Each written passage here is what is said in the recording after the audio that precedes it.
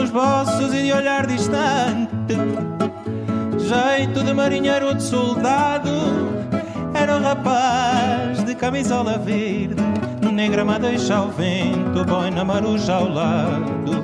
Perguntei quem era e ele disse: sou do monte, senhor, o seu criado. Pobre rapaz de camisola verde, negra me deixa o vento, boina maruja ao lado.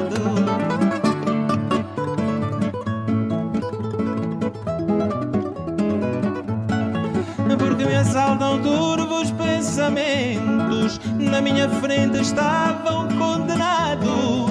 Vai-te, rapaz de camisola verde, negra me deixa o vento, boina maruja ao lado. Ouvindo-me que do saltivo moço, indiferente à raiva do